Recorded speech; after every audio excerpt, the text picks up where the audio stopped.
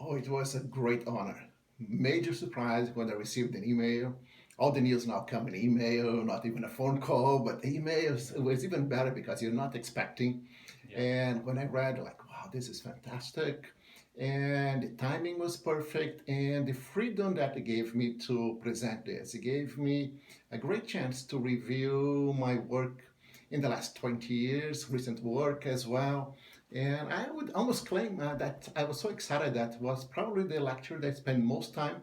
I even prepared a 3D printing or three-dimensional imaging. So I don't know how people, if they like it or not, Oh, but so they like you. Yeah. no, but I mean, for me, it was truly a pleasure preparing it. I was enjoying, and I hope to share, and also motivating the new research into synchrotron radiation. It's not only synchrotron; it's a very specialized set of tools, but it's something that we are entering in really scientific terms. So to me, it's exciting, and so I enjoy and appreciate very much the honor of being invited.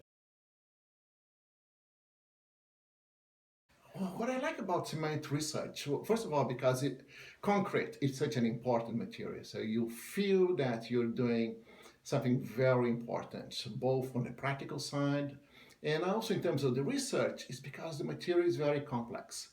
In other systems, I mean, I don't say there isn't a challenge, of course there is, but everything is more uniform.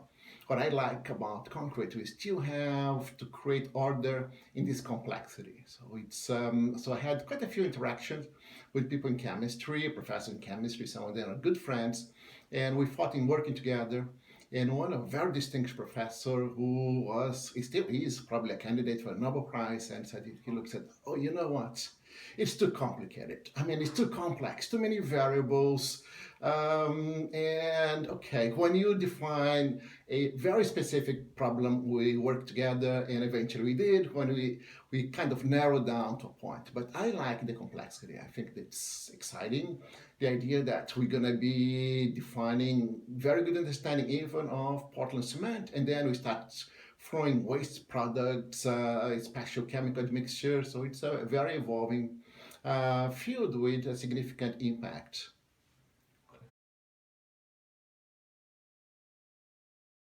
I really want to emphasize the importance of mentorship. And I was so fortunate to have a different stage of my life, different mentors.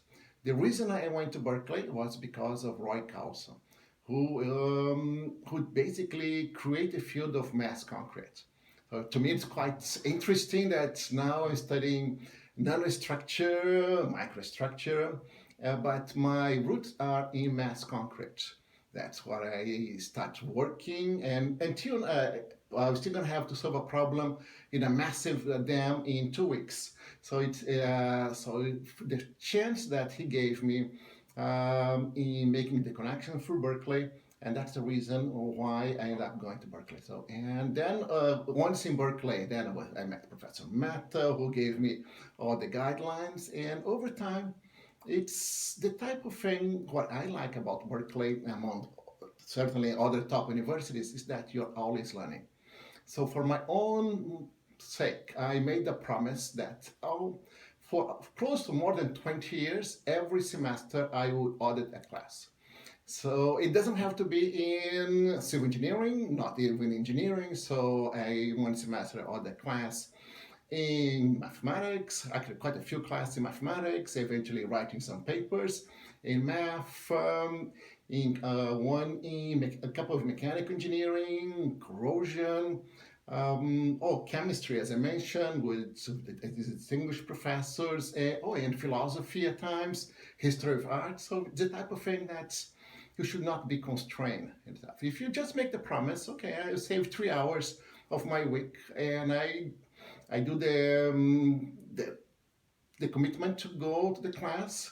And of course, then at night you have to do the reading assignment. Most of the time I really do not go for the final exams. And Yeah. with one exception, one or two professors spring this surprise and oh, this is exam time. quiz and let's see how well you're paying attention to the class.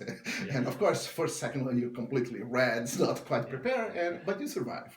It has been an exciting deal. So my recommendation, in summary, is for you to always try to learn with people who know, have been around, so mentorship. And as you get older and have more experience, share the knowledge. I think that's kind of the honor system. You'll receive when you need it, and then it'll be your time to share the knowledge. Yes, civil engineering, it's to me, it's very satisfying because you're creating infrastructure. So you're making the life of people much better in a daily basis. So that's for me is the attraction. You have the sense that you really see your products. I have many colleagues who design computer chips, and I mean, of course, they get the satisfaction, but they never say the end product. One of my colleagues said, "Oh, I kind of admire the fact that supposedly when I was working in one of the large dam projects, sometimes I was showing photographs and discussing a little bit, just get a sense what's going on.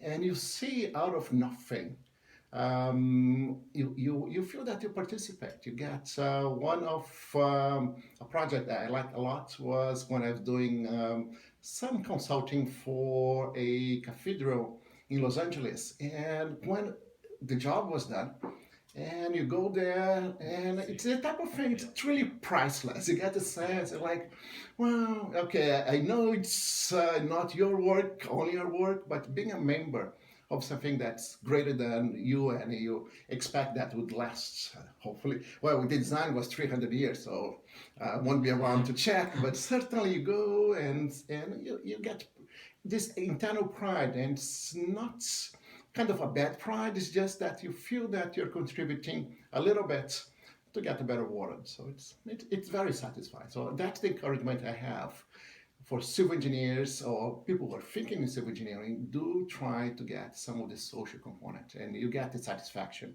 that you're getting a better, the world in a better place.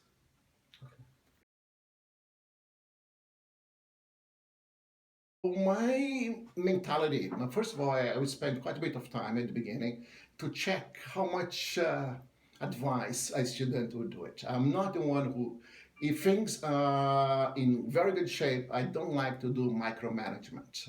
Why you bought this component or this. I'd rather have the discussion in terms of the broad sense, open door policy, so everybody knows that they can knock at the door, and unless I have already somebody, or say, well, come in 10 minutes, half an hour, and so they have this freedom for this. But of course, I'll give feedback as much as I can, but in a subtle way, because I think for grad students, particularly in research, I think that my mission is to train them to do independent research. So I don't not believe that you should get a PhD student and force them to fulfill a project because the industry or because NSF. Of course, you can have the domain, but you have to have at least one part of the student, even to make a little bit of mistakes, learn from the process, discuss, and find the solution themselves. So that's and they know the moment they get stuck with this, they can come for help. And I always tell, please, if there is a small problem, come before it becomes a big problem.